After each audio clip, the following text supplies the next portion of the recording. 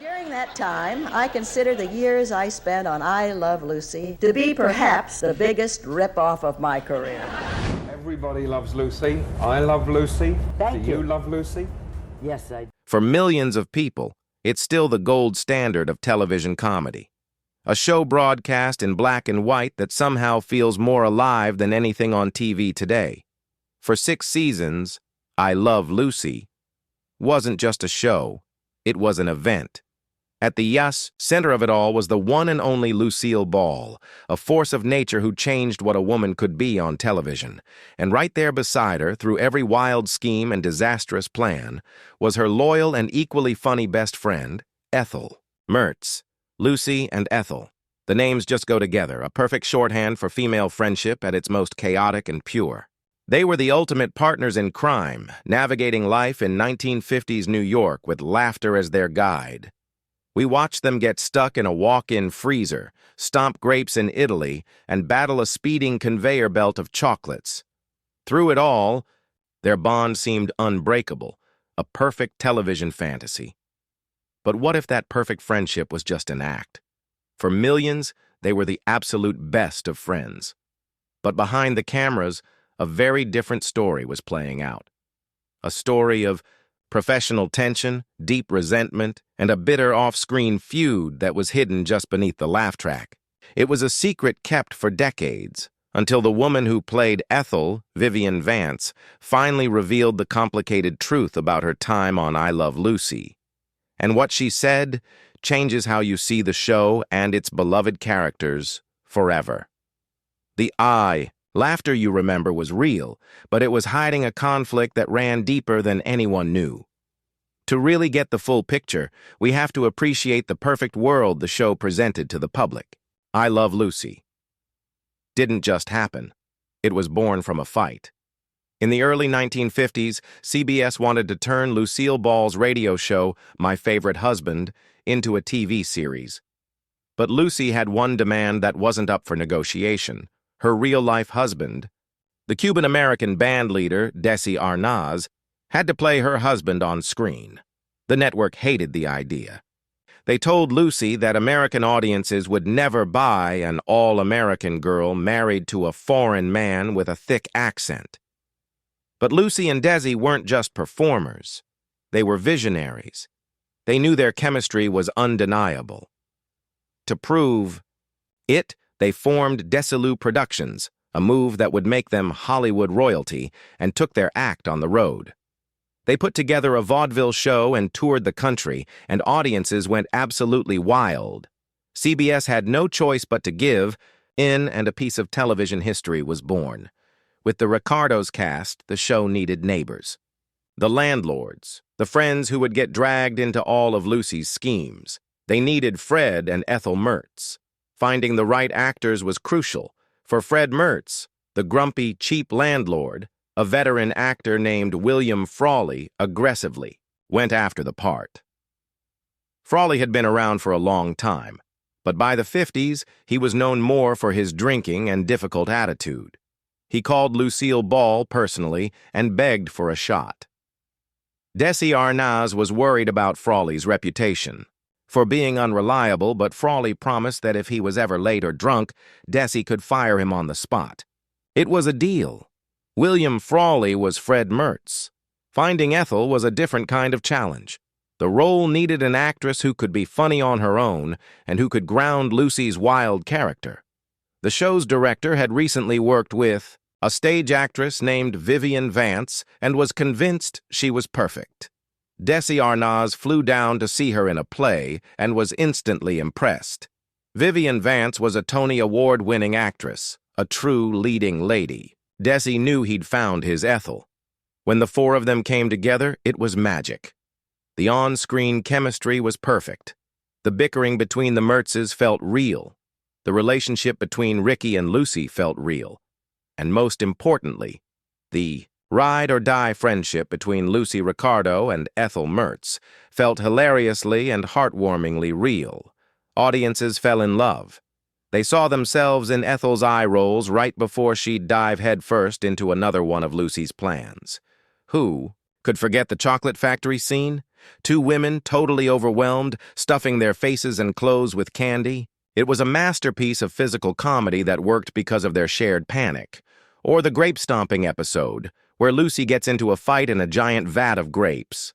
Ethel is right there on the sidelines, first horrified, then cheering her on. Their friendship was the show's emotional core.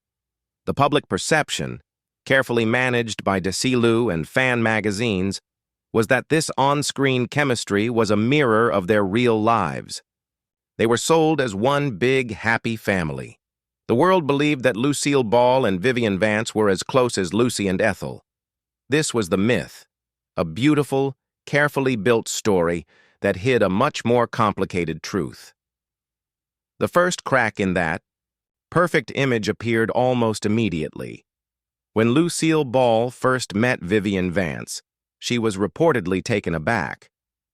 Lucy, just 2 years older than Vivian, had pictured Ethel as a much older, dowdier woman. She had built her career on being the glamorous star, and she had a specific vision for the character's dynamic. This set a tone of professional tension. Unspoken rules seemed to fall into place to make sure Vivian Vance never outshone Lucille Ball. This led to one of the most persistent rumors in TV history, the frumpy contract. For years, people believed that Vivian Vance was contractually forced to stay at least 10 pounds heavier than Lucy. While biographers confirm no such clause was in her legal contract, the expectation for Ethel to be the plainer of the two was clear. The rumor actually started from a joke that didn't land. At a party, Lucy reportedly gave Vivian a gag contract with silly demands, likely as an attempt to clear the air about their on-screen appearances.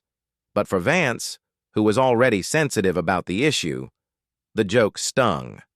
Whether it was written down or not, the visual message was clear. Vivian's wardrobe as Ethel consisted of frumpy house dresses and shapeless coats that made her look older and heavier.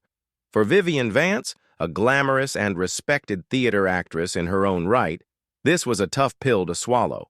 She had struggled with insecurities about her weight her whole life, and now her job required her character to be plain. She once said that when fans met her in person, they'd often say, "You're so pretty. You don't look like Ethel at all."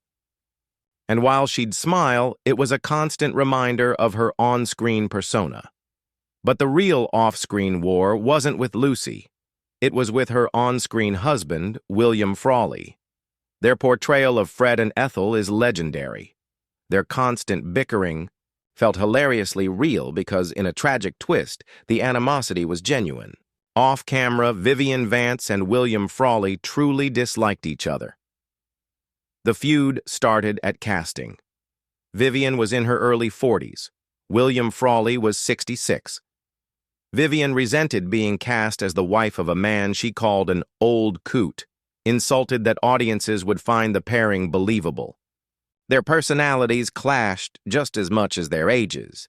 Vivian was a meticulous theater professional who believed in rehearsal. Frawley was an old-school vaudevillian who thought rehearsals were a waste of time and famously didn't learn his lines until the day of the show. She saw him as unprofessional. He saw her as pretentious. They barely spoke when the cameras weren't rolling. The only words they exchanged were lines from the script. Frawley was known to make cruel, behind-the-back insults about Vance.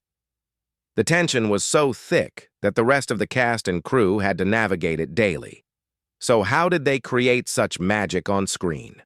They were brilliant actors who channeled their real-life frustrations into their performances.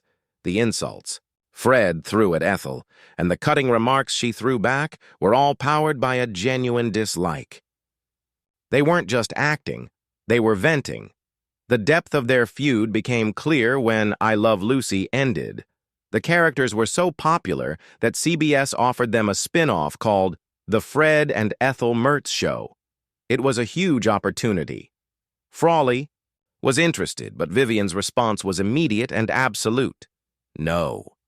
There was no amount of money that could make her work with William Frawley again, and her refusal killed the project. The grudge never faded.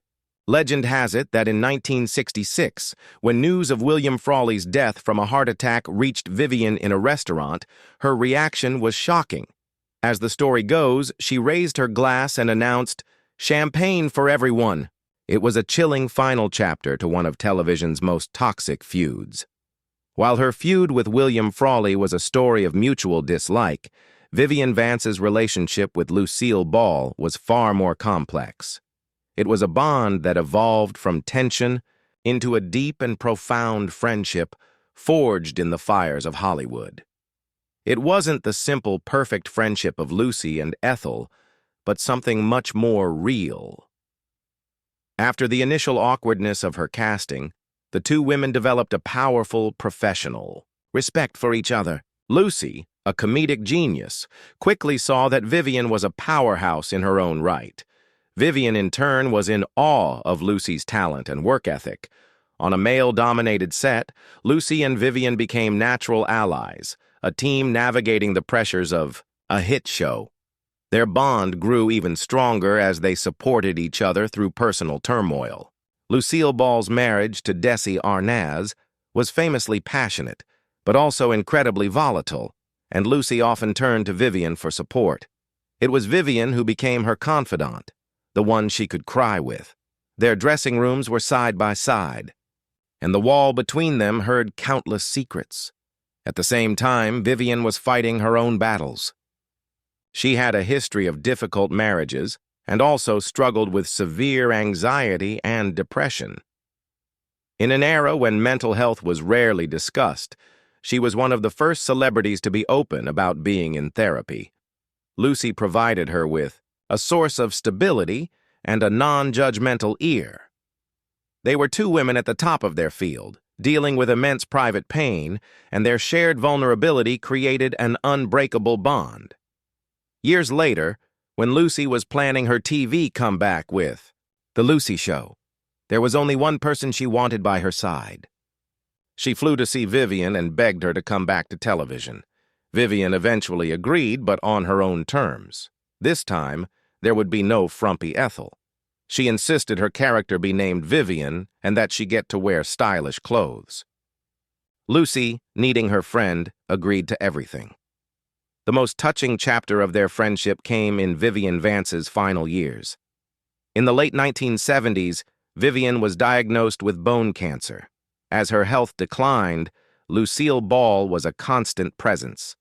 She would visit Vivian at her home, often just sitting with her for hours, holding her hand and talking about old times. When Vivian was too ill for visitors, Lucy would call constantly. In a heartbreaking account, Lucy reportedly lay on the floor of her own home while on the phone with Vivian, just to feel closer to her friend who was confined to bed. In those final moments, all the old tensions melted away. What was left was the pure love between two women who had shared a remarkable journey. Theirs wasn't the sitcom friendship of Lucy and Ethel. It was a real-life friendship, messy, complicated, and marked by both conflict and unwavering devotion. And in the end, it was the devotion that lasted.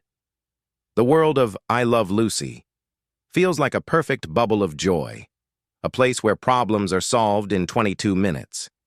The truth Vivian Vance revealed reminds us that behind every piece of entertainment, there are real, complicated people. The laughter on screen wasn't a lie, but it was earned through struggle. The bitter feud between Vivian Vance and William Frawley shows that on-screen chemistry can be a masterclass in illusion. Two people who disliked each other created one of TV's most beloved couples, a testament to their incredible talent. But the deeper truth is in the relationship between Vivian and Lucy. It was a friendship that couldn't be easily defined. It started with rivalry, but was solidified through shared vulnerability and mutual respect. They were competitors and confidants, colleagues and soulmates. The story of Lucy supporting Vivian through her final illness provides a powerful, touching end to their story. In the end, knowing the secrets behind I Love Lucy doesn't ruin the magic. It makes it richer. It reminds us that the four people who created this timeless comedy were flawed, passionate, and brilliant human beings. The on-screen magic was real, even if the process was messy. And the friendship between Lucy and Ethel, while not a perfect reflection of reality, was an idealized tribute to the deep, complicated, and ultimately unbreakable bond shared by Lucille Ball and Vivian Vance. What do you think of Lucy and Vivian's complex friendship? Does knowing the truth change how you see the show? Let us know in the comments below. And what was your favorite episode of I Love Lucy? We'd love to hear from you.